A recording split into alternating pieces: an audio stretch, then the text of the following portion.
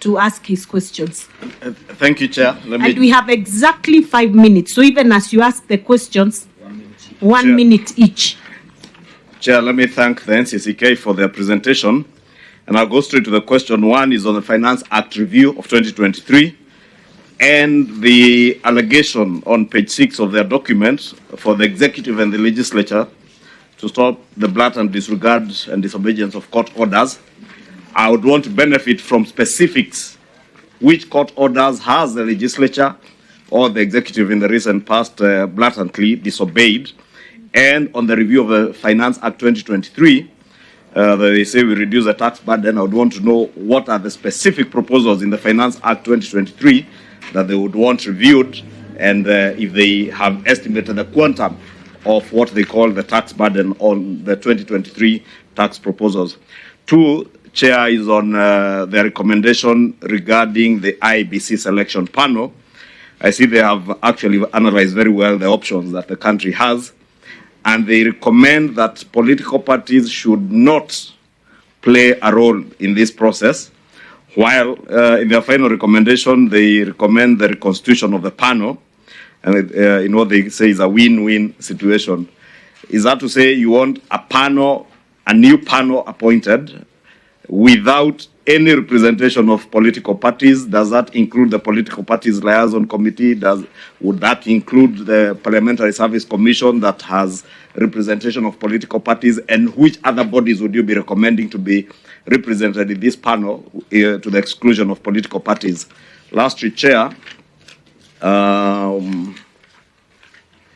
is on the recommendation on the funds, NGCDF and the Senate oversight, and they say that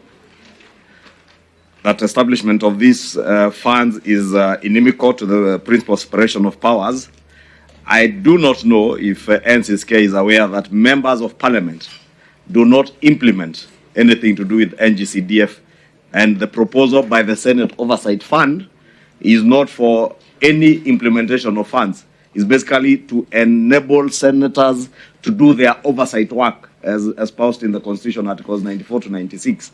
Whereas for NGCDF, members of parliament do not, and maybe you may have based that argument on the old NGCDF Act.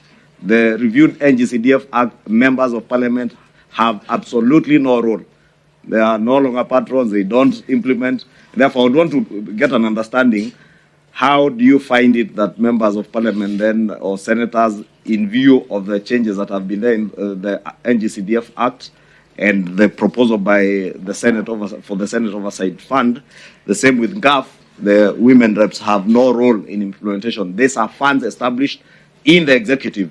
Members of parliament play an oversight role over those funds and don't manage the funds.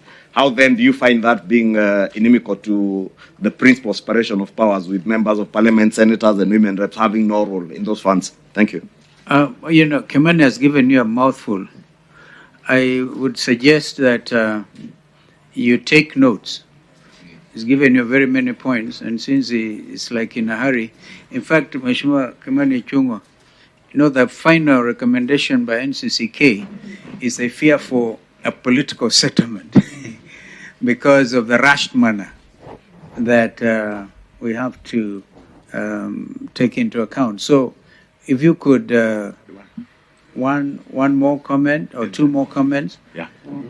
But I want to plead with you that you don't take it against the work of this committee. If we do not, actually we had taken into account the need to go all over the country. And we realized because of 60 days time limit, we may not do justice by so doing. Therefore, we settled for the stakeholder engagement, which is what you are actually doing this morning, along with others. And since you represent over 37 million faithfuls, I'm quite sure you can understand when we tell you we do not have to go to the counties, to the wards, because we think that those are ably recommended. That's your final recommendation against a political settlement. Thank you. And Your Excellency, you should have mentioned also the issue of the budget. We had no budget to do that. Well said. Mine is very, very short. you are pitching for a speedy reconstitution of the IEBC, and you are making a raft of recommendations on how the panel needs to be rejigged. But I want to ask you, first and foremost, what relationship does the NCCK, if at all, have with the body commonly known as Interreligious Council of Kenya, which, as we speak, under the current act, is represented at the IBC selection panel by 2 representatives? Are you, by any chance, a member or an affiliate of the Interreligious Council? And do you feel adequately represented by that body? Thank you. Thank you. I think those are sufficient comments. Thank you. Over to you, Secretary General and the Chair. And you know, Chair, we must make a disclosure. We were together this Sunday, and thank you for the wonderful inspirational sermon. And you promised to come, but you were talking about Wednesday. We made it possible for you Tuesday, which is today. Karibuni sana. Thank you. Good. Thank you very much, Chairs. Let me start with the Finance Act. We made ourselves very clear in terms of the provisions of the Finance Act that the Finance Act increased the tax burden of Kenyans.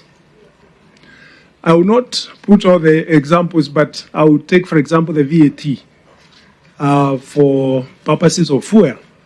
We know fuel plays a key role in fueling and powering the economy.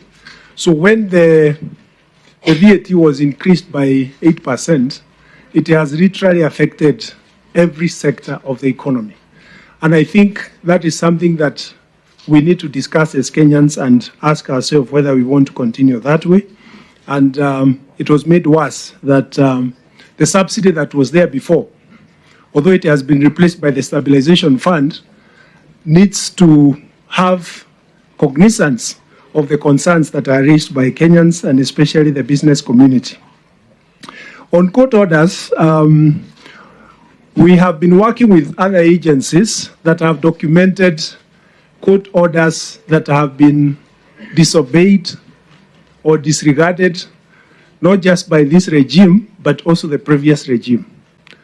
And it is something that is of great concern to us as religious leaders, because constitutionalism, which has been the bedrock of law and order, requires that every institution respects the other. And without going into details, this is something that we feel needs to be taken seriously going forward.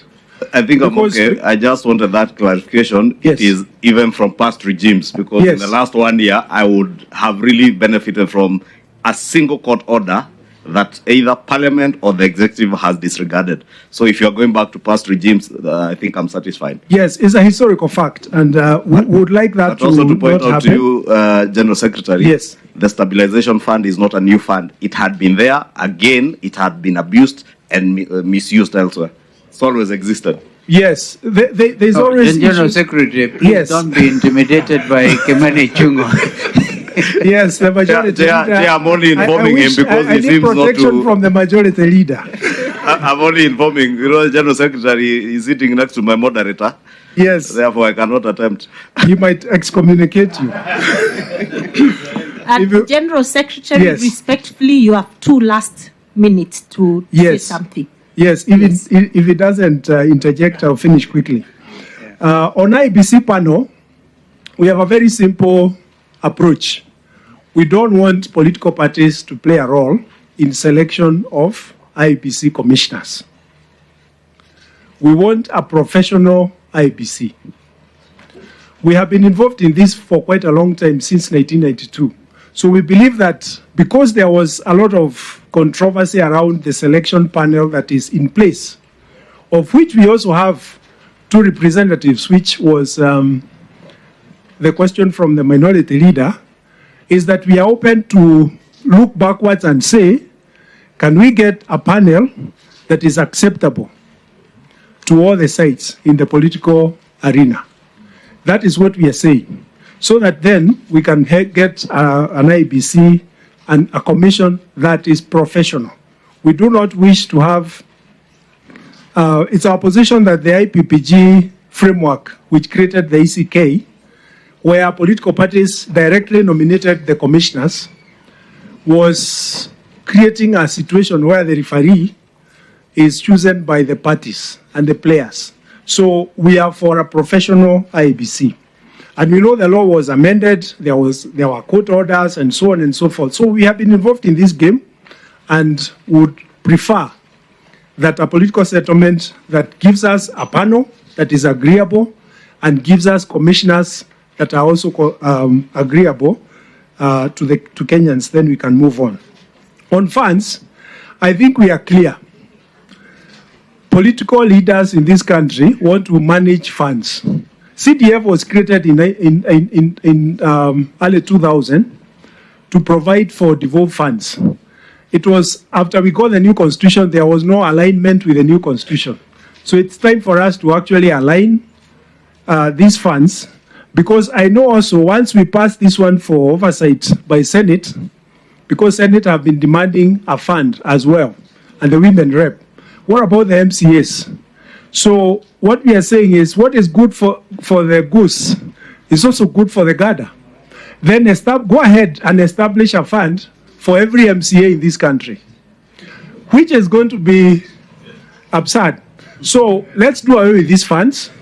I'm not saying we do away with them tomorrow, but can we have a conversation so that the executive runs with funds? Then we have our parliamentarians running with oversight. I think on the last question, yes, we participate and we are members of IRCK, the Interreligious Council, and we have 2 representatives in the panel. But even having them on board, we know the challenges we had when we nominated them. We have full confidence in them, but Kenya is bigger than all of us. It's time for us to sit down and talk and come up with a panel that is acceptable to all parties. And then we can have an IBC. Thank you very much. Chair, maybe just to clarify, my question was, in the absence of political parties nominating panelists, are there other bodies? I was hoping maybe you would say, in relation to what the minority law was asking, whether you have any relation with the Interreligious Council, that maybe we remove the 2 representatives from the Parliamentary Service Commission, the Political Parties Liaison Committee, because in a way, political parties have control of the Parliamentary Service Commission, because it's a commission for parliamentarians and they are political parties as much as they are also independents in Parliament. The Political Parties Liaison Committee is represented in that selection panel, and those are political parties represented in that panel.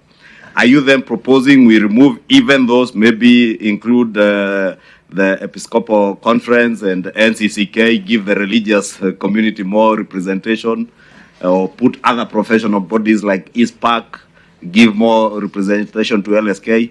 And maybe for information, LSK has 1 representative, Interreligious Council has 2, Parliamentary Service Commission 2, and who is the other one? The Public Service Commission 1, and the Political Parties Liaison Committee 1 in that selection panel. So that composition, how would you propose we tinker with it? Yes, I know it started when we had 4. The religious leaders had 4. Because you know the history after 2017 election, I think, that we had to disband the IBC that was there then, the Isaac Hassan Committee. So we 2 of them were taken from us. If you allow the religious leaders have the interest of this country, they can form the entire panel and give you the best. They can give you the best commission. The only thing is that now we bring the SUPKEM, we bring the Hindu Council, we bring the KCCB and NCSK and all the other faiths, and we'll have the best. But we know that may not be acceptable. So we are happy to have the 2. We are happy with the Political Parties Liaison Committee participating, because they also have a role to play, and political parties can have consensus on 2. So we cannot completely deny political parties a role to play in the selection panel. Yes. What we were against is the principle where we go back to the IPPG framework. Yes, where they nominate directly. We heard from Attorney General Emeritus yesterday, Moswako, who presided over the selection panel. I think it was not the panel. When you do mention that, I think the first chair of IBC, the late Justice Zacchaeus Chesoni. But he had a category of Kenyans he called people with gravitas. People who cannot be compromised. Could you think about that? So that even as you think of having a professional, what you're saying, a professional IBC, you end up with the problem we have had in this country, Canon Kenyanjui, is men and women who get compromised, who get bought with money, and they bring such hurt and harm to our country. So could you think of people with gravitas? People, in that case, we have people like Margaret Kenyatta at that time. She was the first mayor, and she had authority. Even Mzee Moi at that time could not do anything about it. The late Harry Mole, an icon of integrity, right? And that is what delivered the most democratic election outcome in 2002. Since that time, with all our professional commissioners and others, Kenyans have come to grief. Think about this and perhaps pray about it. Yes, thank you. Thank you very much. That's important. And I think what makes IBC dependent is not the security of tenure. It is the character of every commissioner. I think we have suffered in the last several years, and we need to see how we can up our game as a country.